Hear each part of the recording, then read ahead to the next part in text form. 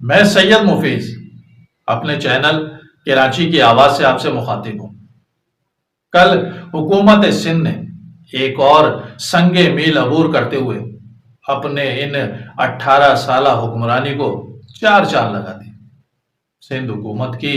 اس مثالی اور شاندار کارکردگی کا کریڈٹ کسی ایک وزیر یا مشیر کو دینا یقیناً زیادتی ہوگی، کیونکہ بلاول بھٹو زرداری سمیت ان کی پوری جماعت اور پوری صوبائی کابینہ اس داد و تحسین کی پوری مستحق اور حقدار ہے۔ کیونکہ کابینہ کا کوئی وزیر ہو یا مشیر ہو یا پھر پنجاب میں بیٹھی پیپلز پارٹی کی لیڈرشپ ہو، سبھی نے نمک حلالی کا پورا حق ادا کیا۔ یہاں تک کہ پنجاب میں بیٹھے پیپلز پارٹی کے رہنما قمرالزمان کائرہ نے تو سندھ کی صوبائی کابینہ کو بھی پیچھے چھوڑتے ہوئے 2 قدم آگے بڑھ کر یہ تک دعویٰ کر دیا کہ اندرون سندھ کی سڑکیں پنجاب سے بہت بہتر ہیں۔ حالانکہ اس دعوے پر پنجاب حکومت کو ہی نہیں، خود مراد علی شاہ اور ان کی حکومت کو بھی قمرزمان کائرہ کو کان میں کہنا پڑا کہ ہاتھ ہلکا رکھے اور ہمیں بھی ان سڑکوں کا دورہ کروا دے کہ تاکہ ہمیں بھی پتہ لگے کہ ہم نے ایسی کون سی سڑکیں بنا دی کہ جو پنجاب سے بہتر ہے۔ ویسے یہ بھڑک یا چول پی پی کے کسی پہلے رہنما نے نہیں ماری، سندھ میں تو ایسے 9 رتنوں کی پوری کھیپ موجود ہے۔ شرمیلا بی بی نے تو کچھ عرصے پہلے پورے ہوش و حواس میں ایسا ہی ایک بیان دے کر سندھ حکومت کو حیران کر دیا تھا۔ انہوں نے فرمایا تھا کہ پیپلز پارٹی نے پورے سندھ میں بہترین کام کیا۔ اچھا، یہ وہ تعریف ہے جو ان بیچاروں کو خود اپنے منہ سے کرنی پڑتی ہے، کیونکہ اکبر کے 9 رتنوں کی طرح انہیں رکھا ہی اس لیے گیا ہے کہ انہوں نے کام وام تو کچھ کرنا نہیں، بس روزانہ حکومت کی تعریفوں کے پل بناتے رہنا ہے۔ لیکن کیا کریں، ان نااہل مشیروں اور 9 رتنوں کو یہ تعریف کے پل بھی اسی طرح بنانے پڑتے ہیں جیسے پچھلے 1.5-2 سال سے یونیورسٹی روڈ پر پل بنایا جا رہا ہے۔ تعریفوں کے پل کی طرح اس پل کے مکمل ہونے کی بھی مستقبل قریب میں کوئی امید نظر نہیں آ رہی۔ حالانکہ بقول نبیل قبول صاحب کے بلاول بھٹو زرداری بھیس بدل کر لیاری کی عام عوام سے روزانہ ہی ملاقاتیں کرتے، لیکن لیاری کی عوام کی طرح خود بلاول بھٹو بھی ان ملاقاتوں سے بے خبر ہی رہتے، اور ہمارے ایک وزیر موصوف نے تو ہمیشہ کی طرح پوری کابینہ کے دعووں کو ہی چت کر دیا۔ یہ بیان داغ دیا کہ جب مجھے صبح 4 بجے دل کا دورہ پڑا اور میں حیدرآباد کے NIC VT کیا تو عملے نے یہ کہہ کر مجھے انتظار میں بٹھا دیا کہ ابھی ایک مریض کو دیکھ رہے ہیں، آپ ویٹ کریں، اور بڑی حیرانی اور تکبر کے ساتھ یہ بھی بتایا کہ وہ عملہ جانتا تھا کہ میں وزیر ہوں۔ اب پتہ نہیں یہ بیان یا یہ دورہ شہد پی کر دیا تھا یا نہیں، کیونکہ کہتے ہیں کہ دل کے لیے شہد بہت اکسیر ہے۔ اصل میں پی پی کے کارناموں کی فہرست اتنی طویل ہے کہ جس موضوع پر بات کرنی ہوتی ہے وہ موضوع بہت پیچھے رہ جاتا ہے اور بات کہیں سے کہیں نکل جاتی ہے۔ چلیں میں اب اپنے اصل مدعے کی طرف آتا ہوں۔ تو اصل مدعا یہ تھا کہ کل سندھ حکومت نے ایک پروقار تقریب کا اہتمام کیا، جس میں صرف ایک ضلع کے 72 پرخطر ڈاکوؤں کو ریڈ کارپٹ بچھا کر نہلا دھلا کے کلف کے کپڑے پہنا کر انہیں قومی دھارے میں شامل کیا گیا۔ ان پروقار ڈاکوؤں کے پاس سے تقریباً ویسا ہی اور اتنا ہی اسلحہ ملا کہ جو فوج سے لڑنے کے لیے کافی ہوتا ہے۔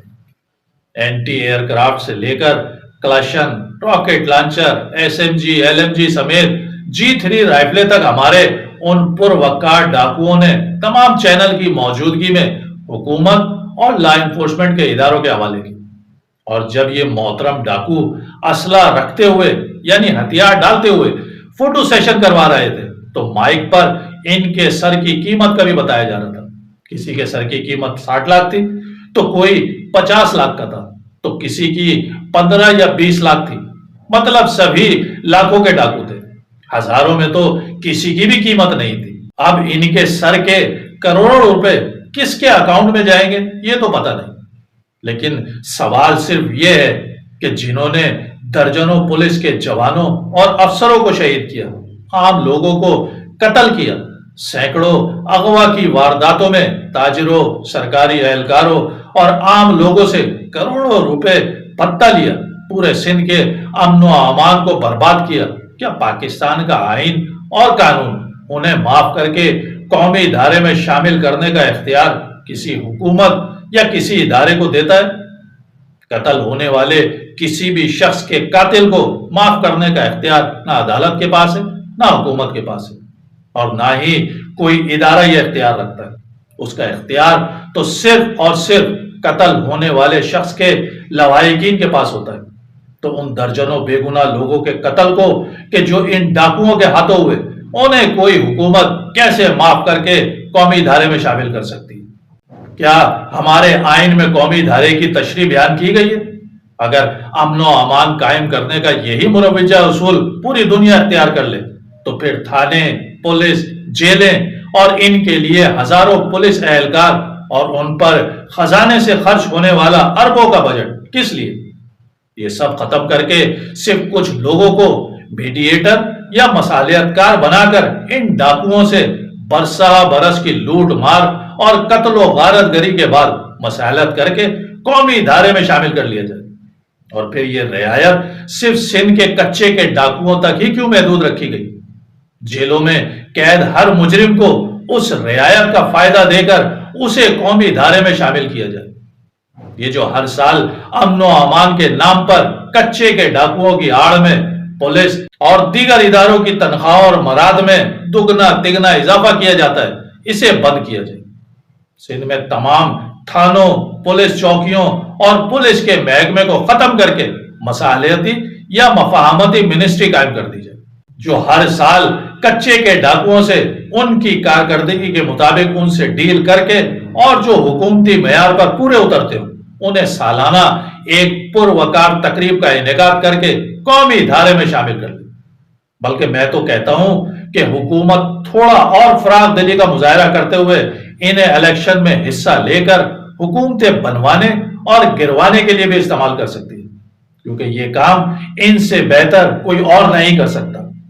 بس آخر میں حکومت سندھ سے کراچی کے شہری یہ پوچھنے کی جسارت کر رہے ہیں کہ جس طرح کراچی میں کسی کو بھی گرفتار کرنے کے لیے پولیس پوری آبادیوں کا محاصرہ کر لیتی ہے، نہ ملنے پر پورے خاندان کو اٹھا لیا جاتا ہے، اور اگر مطلوبہ شخص مل بھی جائے تو اسے مہینوں لاپتہ کر دیا جاتا ہے، اور گمشدہ شخص کو بازیاب کروانے کے لیے عدالتیں بھی اتنی لمبی تاریخیں دیتی ہیں کہ جب تک یا تو وہ بندہ فارغ کر دیا جاتا ہے یا پھر وہ گھر پہنچ کر یہ بیان دے دیتا ہے کہ میں بالکل خیریت سے ہوں اور میں اتنے عرصے کسی پرفضا مقام پر آؤٹنگ کے لیے گیا ہوا تھا، یا پھر اٹھائے گئے شخص کو جعلی پولیس مقابلے میں قتل کر کے میڈیا کے سامنے ثبوت و شواہد بھی پیش کر دیے جاتے ہیں۔ نہ پولیس جواب دہ ہوتی ہے، نہ میڈیا سوال کرنے کی جرات کرتا ہے۔ تو کیا وہ نایاب پولیس یا وہ بہادر بچے جو کراچی میں امن و امان چٹکیوں میں قائم کر دیتے ہیں، وہ سندھ میں کچے کے ڈاکوؤں سے نمٹنے کے لیے سندھ حکومت کو دستیاب نہیں ہے؟ کاش کبھی سندھ کی عوام کو یہ بھی سننے کو ملے کہ فلاں کچے کے خطرناک ڈاکو کے نہ ملنے پر اس کے والد یا بھائی یا بیٹے کو اٹھا لیا، فلاں ڈاکو کو کہ جس کے سر کی قیمت 50 لاکھ مقرر تھی اسے لاپتہ کر دیا گیا، اس کی گمشدگی کی رپورٹ تھانے میں اس کے گھر والوں نے کر دی ہے، یا پھر عدالت نے خطرناک ڈاکو کی بازیابی کے لیے متعلقہ تھانے کے افسران یا ایس ایچ او کی سرزنش کی ہے، یا یہ کہ فلاں خطرناک ڈاکو کی موت شدہ لاش جھاڑیوں سے برآمد ہوئی ہے۔ کاش اتنا سستا اور معیاری انصاف کراچی والوں کو بھی نصیب ہو سکے، انہیں بھی حکومت سندھ قومی ادارے میں لانے کے لیے کوئی پالیسی مرتب کرے۔ کیا کراچی والوں آپ کو امید ہے کہ کبھی آپ کو بھی قومی ادارے میں شامل کیا جائے گا؟